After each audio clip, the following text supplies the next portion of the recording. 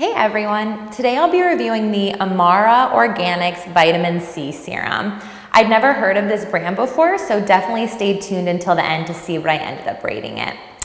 So for 1 fluid ounce, this is $19.95, and it is an anti-aging and skin brightening serum. So it kind of covers a lot of ground as far as the results that it says it will deliver, and it is so cheap. $19.95 is insane.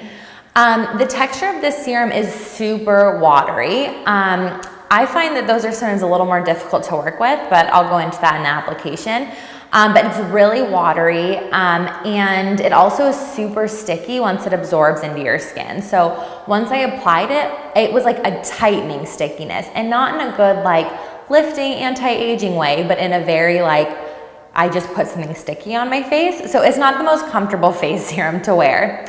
Like I said, application for me is a little bit trickier with any watery serum. It literally is like water. It's like not any thicker than that. So it said, oh, put some on the, like on your fingertips and apply it, but it always just runs through my fingertips.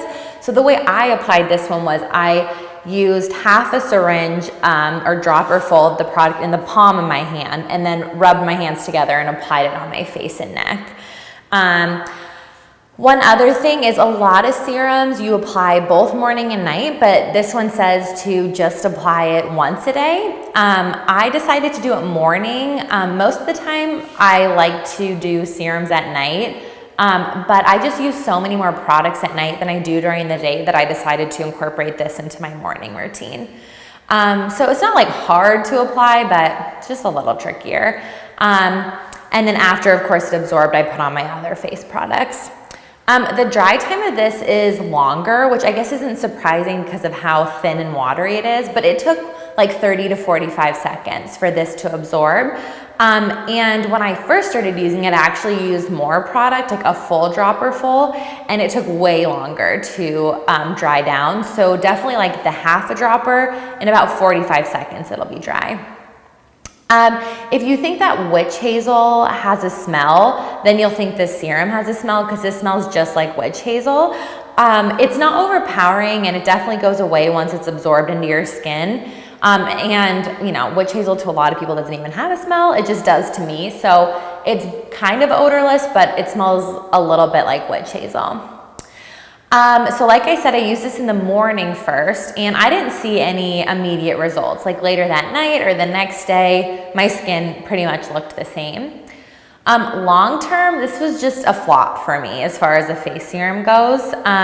Since I said it was anti-aging and skin brightening, it said that it would increase collagen and decrease sunspots and fine lines and wrinkles and even out your skin tone and brighten your face and all of this stuff. And it straight up doesn't do any of that. And on top of that, it did cause me to just have more blemishes. It wasn't like a full-blown breakout like I've had with other face serums, but just like didn't improve my skin. And I just noticed I had a lot more spots on my face than I normally do.